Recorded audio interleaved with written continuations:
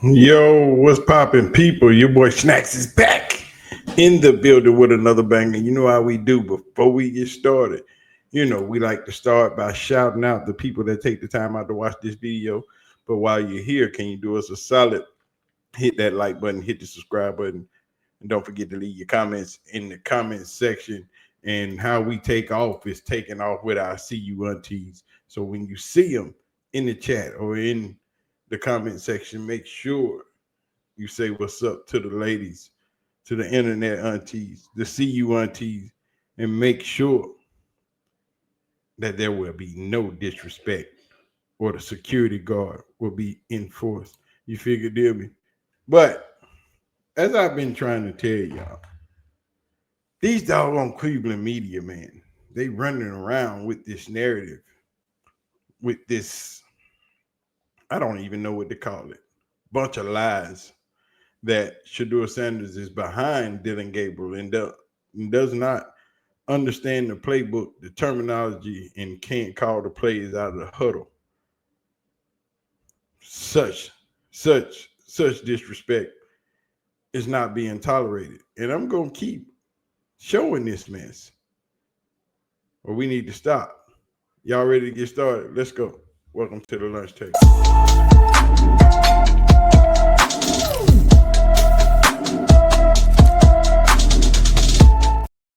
It is such a tragedy the way things are happening within the Cleveland media when we talking about the young nephew Shedeur Sanders. When we keep saying that he's behind Dylan Gabriel, when we keep saying that him and Dylan Gabriel are not on the same page, it's an awful tragedy. And Tony Grossi, along with Mary Kay Cabot, continues to keep this narrative going when we all see it with our own two eyes and we know better. You can't keep trying to piss on our head and tell us it's raining when Tony Tony Grossi understandably likes Dylan Gabriel and wishes him to be the Cleveland Browns starter. But you can't try to diminish one player to shine light on another. And that's all we're saying. When we say that Shedeur Sanders is better than Dylan Gabriel, we don't say that by saying Dylan Gabriel sucks. Dylan Gabriel can't play football. Dylan Gabriel is too small to play quarterback. We don't say any of that. Yes, his height will always be an issue, but we don't try diminishing his quarterback status to big up Shedeur. That's not how we get down. But continually in this Cleveland media space, we hear that same narrative that Shedeur Sanders is not smart enough. Shedeur Sanders is not processing the offense fast enough. He is not doing it the way Dylan Gabriel does it. But every day in practice, we see it over and over and over again. Shedeur Sanders coming out on top of Dylan Gabriel. When it comes to running the offense, he looks better. When it comes to running the plays, he looks better. It's not difficult for him to see over the offensive line. It's not hard for him to find passing lanes. But we can't say that about Dylan Gabriel. And we say Dylan Gabriel is a good quarterback, but he has a few disadvantages with his height, and it causes trouble for him to find passing lanes. We just don't say he sucks and he can't do it. But the difference is Tony Gross and Mary Kay, they always want to make Shedeur Sanders seem as if he is not smart enough and doesn't know what he's doing. The evidence and the proof is in the pudding.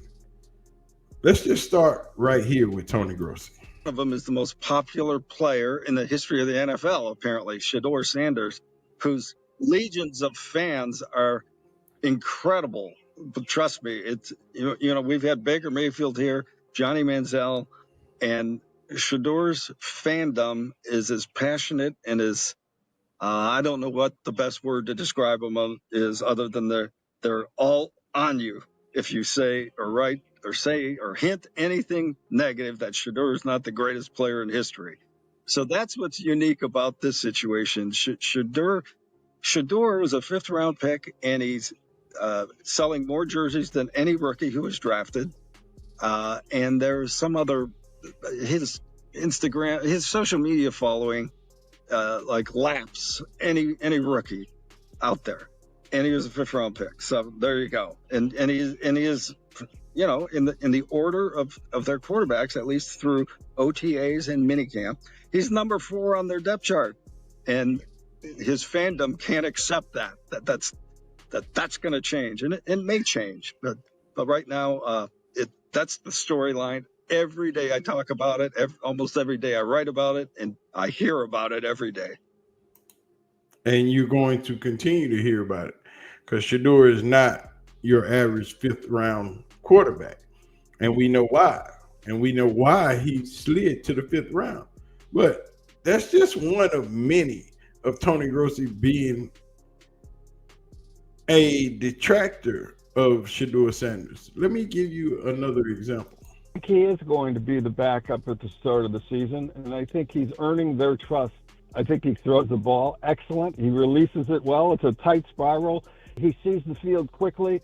He is really, really good at play faking, an essential part of this offense, and he can move around, and he's got a better arm than you would think a guy 5'10.5" would have. I can see why the Browns picked him ahead of Shedeur, okay?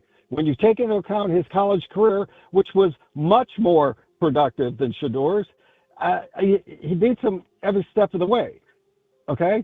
But we don't play college football in the pros, and we don't play without pads on and tackling. So until I see live game action, I'm going to reserve I think my guy can play. I've said it a million times. Yeah, I want to see if Gabriel can play like that too. That's all. I just want to. Well, all turn on the Ohio State game and see if you can play. Tony, they're not playing Ohio State. They're playing the Bengals in Week 1. Yeah, they're not playing Baylor either or Colorado State. Yeah, okay. Well, I mean, yeah, you're basing your opinion again, on what there's a big Shedeur did difference. at Colorado, where he was 13-11 as a starter, and he went to the Alamo Bowl. There were a lot of great college players, Tony. Doesn't mean they're going to play well in the pros. And that's Tony Grossi with the hate. It's starting to peer out more and more each week as we get closer and closer to these live practices. Let me offer you one more take. The plans for Shedeur, you have to look at it as a 4-year plan, not a 4-week plan, heading into the opening of this season. I don't think they feel the urgency to rush either of those guys in. They want to develop them over time. And one may develop quicker than the other. They probably think it'll be Gabriel because of all the extensive work they've done on him. That's why they drafted him higher. But I can see Shedeur spending a lot of this season inactive on Sundays. That man said he can see Shedeur spending a lot of time this season inactive on Sunday. But today, on the Daily Grossi, with chops, Tony offered up the same thing that I've been telling you guys about, that Shedeur Sanders is just not that smart, that he can't process information the way that Dillion Gabriel can. They're still going to keep him on training wheels because he just can't do it the way the others can. I didn't either, and again, it's not Shedeur Sanders' fault, but the people who believe he walks on water just can't understand what's going on here. Well, and I don't even think it's them that are bringing this the thing up here with this. It seems like everybody. It almost seems like the Browns are in a situation where you can't do anything right here. You can't do anything, or you can't do anything right either way. It's either you play the kid every snap, first team reps, which they're obviously not doing because they're bringing him along slowly and he's showing progress. But then the other side, if you don't, they also think that the Browns don't care about him at all. You know? Yeah. Chops, I would suggest everybody go back if you could get the replay, because NFL Network was there, of the 30-second drive that they attempted to run when Shedeur was on the field the other day. And you would understand why the Browns are bringing him along slowly. And he's just not ready for a live pass rush and to make decisions like Dillion does to get rid of the ball, or Gabriel. I like to use last names rather than first names. So go back, everybody, watch that 30-second drive where he couldn't get a pass up. Well, he couldn't complete a pass, and he and his whole unit looked overwhelmed. Yeah. Now, you heard him. There's no need for me to repeat it. He can't process information like Dillion does. But what he failed to tell you is, but in Dillion's 30 seconds, he threw an interception. So what's the difference? You punt the ball, you throw a pick. You know what happens? Either way it goes, you give the ball back to the other team. Shedeur was smart enough not to throw an interception, threw the ball away, or didn't gain enough yards. But what he didn't do was throw an interception. But Shedeur can't process the information, is what he keeps saying, is what Mary Kay Cabot keeps saying. But our eyes, when we're watching practice, when we're watching these videos of the replays of the plays they had in practice, we see different. The entire world sees different. That's why the entire world is asking the questions, why are the Browns not giving Shedeur first team reps? Why are you holding him back? That's why all these conspiracy theories are out there. Because with our own two eyes, we see that Shedeur is a better quarterback than Dillion Gabriel. We see that he processes the information and gets the ball out and gets it to the right person. But you keep trying to tell us that we're wrong. Not possible. But we'll see where this lands. Practice is back tomorrow. Will Shedeursanders get first team reps? Yeah, he played with the first team defense, but will he play with the first team offense? That's what we want to know. We saw him make completions and do what he's supposed to do, or what he's always done against the first team defense. When he got Jerry Jeudy running down the sideline, that's what we want to see. When he got Dave Njoku crossing the middle, that's what we want to see. Can you give us that? That's what we're asking for. They haven't given it to us because they know once we see it, everybody else, they can pack their lunch and go home.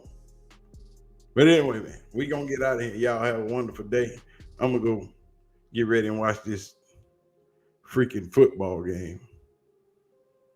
Thank y'all for sitting down, having a snack with us, getting a sip. Enjoy your chips and your drink. I got to clean the lunch table up. Throw all this trash away. We out.